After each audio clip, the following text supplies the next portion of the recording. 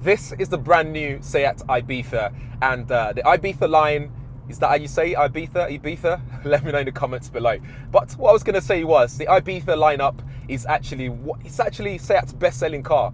It's sold over 6 million of this car, 6 million units globally, which is insane when you put that into perspective, especially in the current climate that we're in as well. So that's fantastic. And this has been going on since 1984. So this car's been refined over the years, and it's looking fantastic, I have to say. And for me, for a car like this, it costs just over £20,000. It's got around £1,500, I think, or just over £1,200 worth of extras. So that's the Beats sound system in the car, as well as the panoramic sunroof, which is not electronically controlled. If I can get my words out, you have to manually draw this out up and down to reveal the sunshine over your head.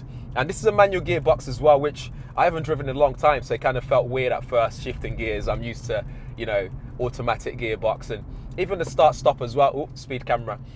Even the start-stop as well doesn't exist. You still have to manually turn the key to start the engine, which again just felt a little bit alien to me, because again, that's something I haven't done in a long time. But they have to cut costs in some areas, right, to make this as affordable as it can be for drivers who are thinking of getting one of these. So let's talk about the car though, in terms of the design and the tech and everything that you get in here as well. Straight up front, as well as, I'm driving the car right now, so I can give you some of the specs that people like to know. So things like your 0 to 62. So you will do that in 10.3 seconds. This is 110 PS.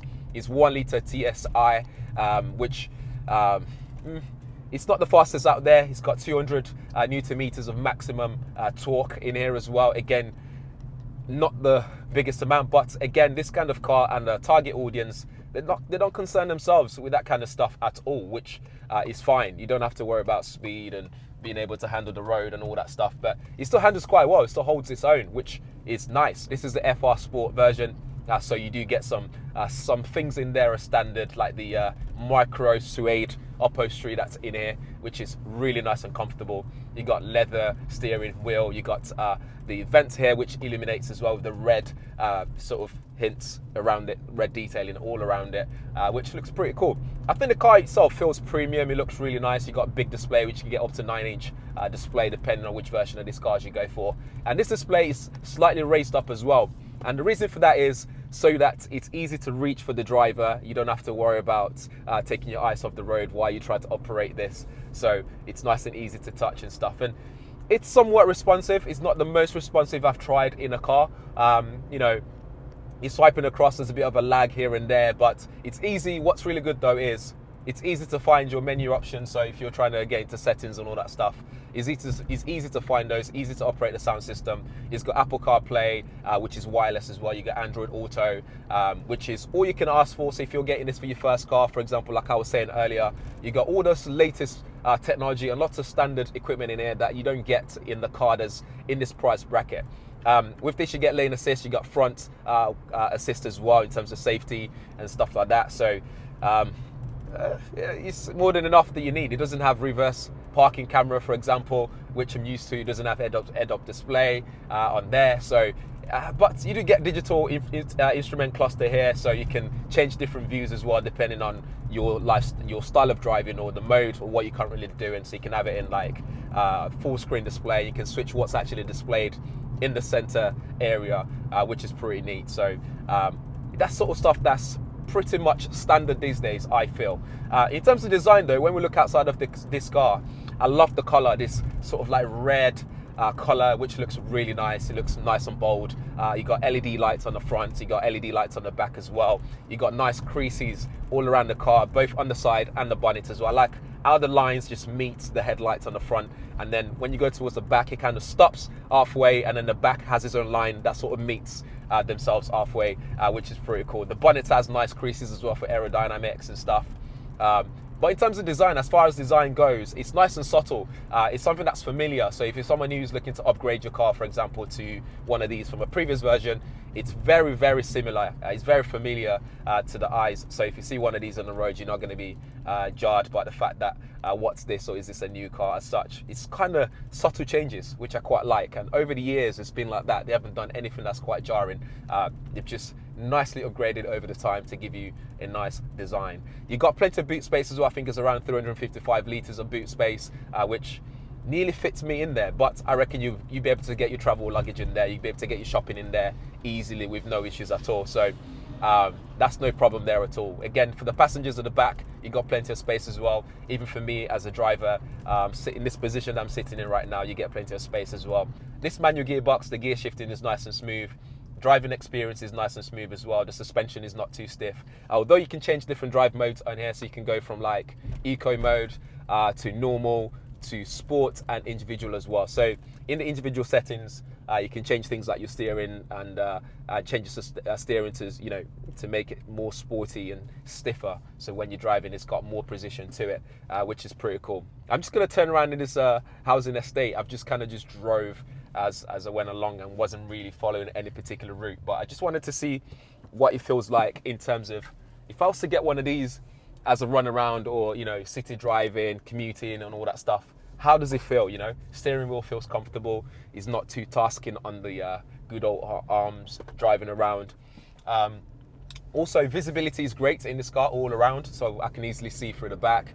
The B pillars and stuff and the A pillars, they're not blocking me at all. It's really nice in that way because visibility is very important, obviously. Now, I can't really tell you things like fuel economy and what this will be like on a long-term basis, because literally I'm driving this for the day. Thank you. I'm driving this for the day and just, you know, going around Amber Lakes just to see what it feels like to drive and to maybe own. But on the long-term sort of feedback, I won't be able to give you that in this video. In terms of tech, there's not a lot going on in here. You do get a couple of safety equipment in there, but as far as tech goes, you get digital display, digital instrument cluster, and that's as far as the tech goes in here. You got cruise control in here as well. So again, you can just take your relax your ankles when you're driving, especially as it's a manual gearbox. It's important, I feel, to have cruise control in here, because when you're driving long distance, it just helps you, you know, relax a little bit, take your foot off the gas for a bit, and just enjoy the driving experience. Checking out the Beat sound system as well, I think it sounds fantastic, and you can even change the settings as well. In the sound settings, you can tweak, you know, the subwoofer and the mids and the lows and stuff like that. So if you know what you're doing, you can tweak that sort of settings, but it's not as basic as, you know, treble, bass, mid. You have to tweak all the you know, the frequencies and stuff to get you the best sound quality possible to suit your preference. But it's interesting to have Beats audio in here. You know, people are now using Sonos in their cars. There's Bowers and Wilkins, and, you know, there's all sorts of different sound systems in cars these days. And having Beats in here is quite kind of interesting. But that comes as an extra cost inside of this particular model, the FR Sport. For connectivity ports here, obviously you can connect your phone via Bluetooth. But there's also 2 USB-C ports on the front here. There's no wireless charging mat, as far as I can see. You got plenty of like cubby holes here where you can put things like you can put your wallet when you drive in if you don't want to sit on it. You got 2 cup holders here which can fit, you know, small bottles and stuff. So you got spaces here and there that you can fit things inside of the car. But I love how, you know, the center console is kind of driver focused, but still pretty much easy to reach when you're driving and stuff like that. So you've got you know, center area there, touchscreen area, fully touchscreen. There's no manual control at all. The manual control here is for the climate control settings and stuff like that. You've also got, you know, quick launch buttons which are on the far left side, which are always there. So the tap buttons for volume control, you can turn the screen on and off. You can change icons and settings and layouts and all that stuff, and you can easily press a button here for sat nav as well. Again, just making it easy to reach for things and just tap things that you want to do. I tried voice control, and here it's not the best of voice controls, but that's to be expected. You know, most cars don't have good voice control systems in the car. That's still something to be sorted out for most car manufacturers, but it does have it. If you really want to use it, it's there. But yeah, that's as far as it goes in terms of tech inside of this car. But in terms of driving experience, I would say it feels really nice to drive. It's comfortable, handles the corners very well. But again, it's not aimed at people who would want a bit of speed. I think this will do 120 miles per hour maximum speed. So it's more than capable for motorway driving. Getting off the line as well, it's, you know, quick enough that you're not holding people up at roundabouts, for example, or at junctions. So you can easily just put your foot down and move off the line, which is more than enough. So again, I think my overall first impression is for just over £20,000, even with the extra and this FR Sport version, I think it's more than capable, and it just feels nice and lovable. It's a lovable car. Although it's 5 doors, it still looks compact. It looks sporty at the same time, which is pretty nice. And if you look on the back, the Seat Ibiza, the Ibiza logo looks handwritten, and it's got this two-tone color with a handwritten badge that's on there, which is, you know, nice and bold. It's letting people know that we're proud of Ibiza, and the fonts that it's used as well makes it look lovable and playful at the same time. So it's not very like aggressive looking. It's fun in terms of the fonts that's been used for that. But overall, first impression, that's what I've got for you today, and I hope you guys like this video. If there's any questions you want to ask, drop them in the comments below. I hope I can get this further down the line to actually drive on a longer basis, so I can give you a further impression on what this feels like to drive out and about for longer periods of time and all that stuff, and what the fuel economy is like on this. I think it does like over 44 miles per gallon or something like that, but don't quote me on that. But yes, I hope I can do that in the future. But in the meantime, if this is your first time around here, I hope you've enjoyed the video. Drop a comment below. Make sure you subscribe as well. Smash the like button and the bell notification as well, so every time I upload a new video like this, you can get notified. You get notified, and you can be one of the first people to see them. Thanks for watching. I'll see you in the next one.